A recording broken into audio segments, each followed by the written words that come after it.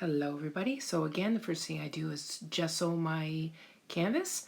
This is starting of the background. The night that we do these paintings though, this is kind of a, I normally work in oil, so this background was a little convoluted. I could have simplified it by just starting with one solid color, perhaps like the mossy green, and then adding some areas of lighter color on top of that.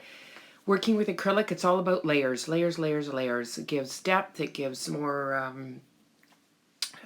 reality to your painting if that's what you're going for. So the branches, I use a mix of ultramarine blue and burnt sienna to make black. I don't use black, only in perhaps the eyes and in really, really, really substantially dark spots. But I like to mix my black. It gives it a richer, nicer overall feeling and look to the painting.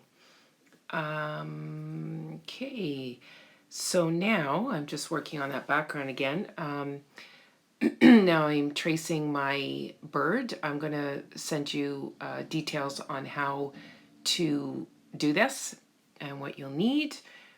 So you just, you draw it, you flip it over, and then you use a pen to make sure you get all the charcoal from the other side. You want to get a good solid outline. I ended up outlining mine. It was just with a little bit of white acrylic, as you'll see here shortly, just to just so I didn't lose my boundaries. So again, this is if you're doing something realistic, it's unless you're a really good drawer or you want to take the time and do the grid method, and I'll talk a little bit more about that on Monday night. I do freehand, I do this method. It just depends on what I'm working on.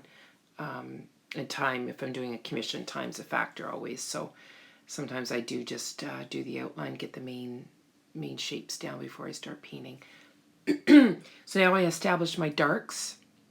Again, I never use black. It's always sort of a mixture. Now on the bird's legs, they almost got like a purpley hue to them. So I did add a little bit of red to that. And I think a little bit of white just to sort of give it a bit of a milky look at first. There's lots of little fine details in the feet too, the night of the painting, if you guys want to do a little bit more detail. So make sure you get a nice fine brush as well. And to be quite honest, the brushes I'm using right there, I splurged on those. I think I got a set of 4 for $39. But honestly, I used some from the dollar store. They are spectacular. And if you wreck them, so be it. Sometimes, especially with working in acrylic, if you forget to put your brush back in the water, it's going to get hard pretty quick, and it's not always easy to get it off. Same with the canvas. Honestly, some of the nicer canvases are, I mean, you're going to spend more if you go to Curry's, or you can order them through, there's a site I use, Deseris, it's called. I do order quite a few art supplies from them. They deliver fairly quickly. Anyway. Okay, back to the painting. So again, it's going to be all about layers. You're going to see me do a lot of layers. I did delete a lot of the video just for time and to upload it a bit quicker. So I did put the wash of white down, sort of a golden color, orangey gold for the top part. By the way, this is called a European robin. I had no idea. I had to Google it. That area there is a little bit of, between the golden and his wing, there's a bit of purple. So you can have fun with your colors if you want to, you know, do something brighter, a little more brilliant. Again, I'm just going back and reestablishing where some of the darks are, the lines of the fur, the detail.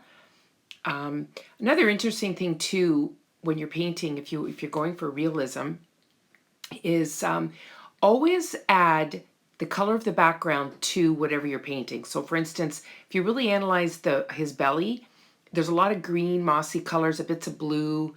You can incorporate that into sort of the shadows and stuff, sometimes into the highlights, depending on what you're painting. But always, always, always, you got to keep in mind your light source. So that's another thing we'll talk a little bit about on Monday as well, because that can really throw a painting off if you start with one light source and then you start putting shadows where they really don't belong. That can kind of, you look at it and go, ooh, that just doesn't look right. So that's something, well, and again, trial and error, but always just, you got to paint what you see, not what you think you see. And that's That's something I really had to work at. Another trick too, if you turn your painting upside down and your reference photo upside down, your eye, it really tricks your brain into seeing what's actually there, like you know, the highlights, the shapes, the values, which we'll also talk a little bit more about on Monday night. So getting to the end. So I did delete a video where I lightened the background quite a bit. You'll kind of see the difference in the final, and here's the final. Okay, looking forward to Monday night. Bye, ladies.